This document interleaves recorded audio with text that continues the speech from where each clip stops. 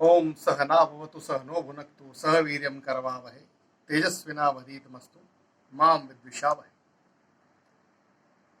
पिछली बार हमारा इंट्रोडक्शन जहाँ तक आया था और आपका जो इंटरेस्ट था कि उपनिषदों का कंट्रीब्यूशन मंत्र योग के लिए कितना है, तो जैसे कहा है कि नास्ति वेदात परम शास्त्रम, वेद जैसा कोई शास्त्र है नहीं और उपनिषद भी वेदों का अंत है।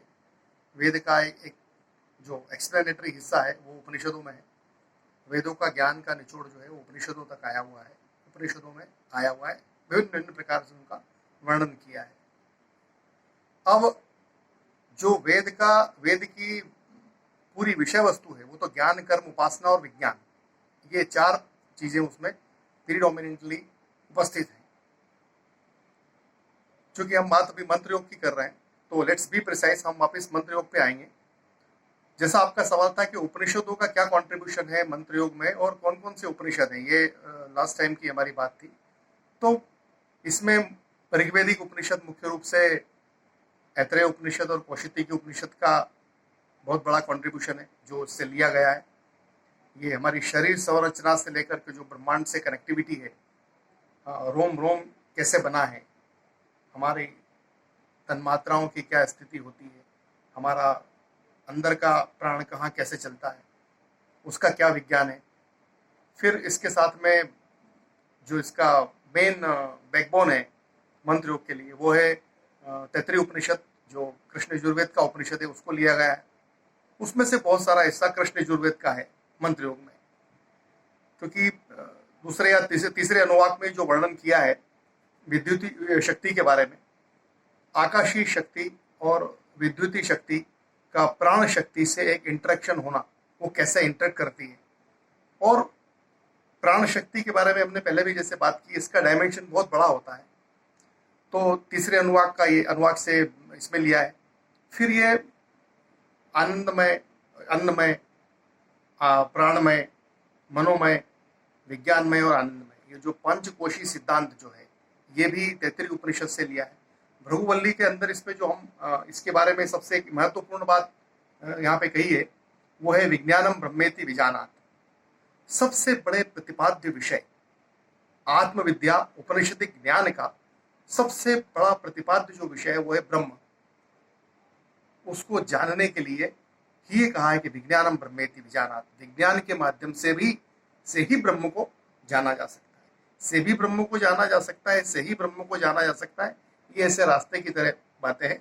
हम शब्द जाल में नहीं जाके, इस प्रकार के तर्क में नहीं जाके इसको समझने का प्रयास करेंगे। तो वो कहा है, और वो उपनिषद जो है तैत्तिरीय उपनिषद, उसका कॉन्ट्रीब्यूशन बहुत ज्यादा है। साथ में जो बात हम मेडिटेशन की और ध्यान की करते हैं, हम एक पुल और पुश की बात करते हैं, हम अपने आप को क्या पुश कर रहे हैं। अब उपनिषद का जो कंट्रीब्यूशन है तो हम उपनिषद की भी डेफिनेशन जाने बिना यहाँ तक उपनिषदों के कंट्रीब्यूशन की बात कर रहे हैं, बट उपनिषद की जब तक परिभाषा पूरी नहीं की जाएगी, जब तक ये इस उपनिषद का कंट्रीब्यूशन आरंभ नहीं हुआ कठोपनिषद का, तो उपनिषद की परिभाषा ये कहती है कि गुरु के पास जाकर के, भौतिक गुरु या दिव्य गुरु, उनके पास जाकर के अपने अंदर के लर्निंग को अनलर्न करने का प्रयास करना और शिथिल होकर वहां पास में बैठना, समीप, वो उस ईगो को शांत करके कि गुरुजी आप मुझे बताएं। ये उपनिषद की परिभाषा है। ये इसमें उस लेवल पे आना है कि हमको कुछ बताया जा रहा है। तो यहाँ कठोपनिषद का बहुत बड़ा कंट्रीब्यूशन है, बृहदारण्यकोपनिषद का बहुत बड़ा कंट्रीब्यूशन है। जितना भी हमारे यहाँ जो विराट शक्तियां हैं, जिससे कभी सरल लगता है ये विषय कि उनको ये सिद्धि मिल गई, उनको कुछ प्राप्त हो गया, बिल्कुल हो सकता है। वो देवता की आराधना की है, वो विराट शक्ति की आराधना उन्होंने की है और वो देवता की शक्ति के द्वारा उनको वो ऊर्जा की प्राप्ति हुई है। तो जितना भी ये देवता प्रकरण है ये बृहदारण्यकोपनिषद से इसमें आया है। कठोपनिषद का इसमें बहुत बड़ा रोल है उस वक्त के लिए कि जब सिर्फ हम ध्यान को या मेडिटेशन को ऐसा समझ रहे हैं कि someone is going to come and bless us, वो कर रहा है, उसको करते हुए देख रहे हैं हम, तो ये हमको भी प्राप्त हो जाएगा। बट नो, वैसा नहीं है। जो कर रहा है उसमें क्या कंटेंट था, उन्होंने उसको कब आरंभ किया था, कैसे किया था, वो हमारी और उनकी अंतर्मन की, अंतःकरण की शुद्धिकरण की क्या स्थिति है, अंतःकरण की स्थिति क्या है, प्रारब्ध क्या है, बहुत सारी चीजें उसमें, उसका बहुत सारी चीजों का उसमें इन्वॉल्वमेंट होता है। तो यहाँ पे कठोपनिषद का बहुत बड़ा इसमें इस मंत्र योग बनने में वो है, जो कठोपनिषद का एक मंत्र कहता है, नायम आत्मा प्रवचनेन लभ्यो न मेधया न भूता श्रुतेन यमेवेश आत्मा आत्मा लभ्यस्तस्तेष विवृणते तनु स्वाम। ये सिर्फ आपके ये चाहने से कि मुझे वो प्राप्त हो ही प्राप्त नहीं होगा, जब तक वो चीज, वो कंटेंट नहीं देखे कि आप उसे प्राप्त हो। ऐसे बहुत से इसमें, इसके बाद फिर हम मांडुक्य उपनिषद के बिना ये मंत्र योग का काम कुछ भी संभव नहीं है, क्योंकि मांडुक्य उपनिषद के बिना तो इसका संभव है ही नहीं। अघर्षण मात्रा, जो पहले प्रणव की बात तो तैत्तिरीय उपनिषद से ही हम आरंभ करते हैं। जब प्रणव के से में जाते हैं तो वो आपके अंदर कहाँ रहता है। फिर इसमें श्वेताक्षर उपनिषद का, प्रश्नोपनिषद का इसमें कॉन्ट्रीब्यूशन है। प्राण कहाँ चलता है, हम प्राण कहाँ चल रहा है, जो हम स्थिति जानना चाह रहे हैं वहां प्राण चल कहाँ रहा है, उसके लिए पूरा का पूरा प्रश्नोपनिषद और श्वेताक्षर उपनिषद का कंट्रीब्यूशन है इसके अंदर। फिर फाइनली मांडुक्य उपनिषद पे जाकर के जो हम जिन विभिन्न अवस्थाओं को देखना चाहते हैं, ये समझना चाहते हैं कि हमको ध्यान कब लगेगा, when we'll forget all these things, the excessive thought process coming into the mind, ये कब बंद होगी और हमको ध्यान लगने का लाभ कि हमारे में बीमारियां नहीं रहे, हमारा चित्त शांत हो, हमको मन में बहुत प्रसन्नता हो। हम ध्यान क्यों लगाना चाह रहे हैं, ध्यान को स्ट्रेस होने के लिए लगाना नहीं चाह रहे हैं, किसी को देख के लगाना नहीं चाह रहे हैं। तो हमको ध्यान से क्या प्राप्त करना चाह रहे हैं, जो हम ध्यान से प्राप्त करना चाह रहे हैं, निश्चित रूप से जो हमारे वैदिक दर्शन का पहला सिद्धांत कहता है कि आत्मा की श्रेष्ठता प्राप्त करना। हम आत्मा की श्रेष्ठता प्राप्त करना चाह रहे हैं, इसीलिए इस पूरे संपूर्ण वांग्मय का अध्ययन कर रहे हैं, उसको स्टडी कर रहे हैं, और उसको फिजिकली भी हम विज्ञान की तरह प्रैक्टिकल करते चले जा रहे हैं, और उससे जो रिजल्ट आ रहे हैं फिर हम देख रहे हैं क्या हो रहा है। ये तो इतना मौका देता है पूरा शास्त्र।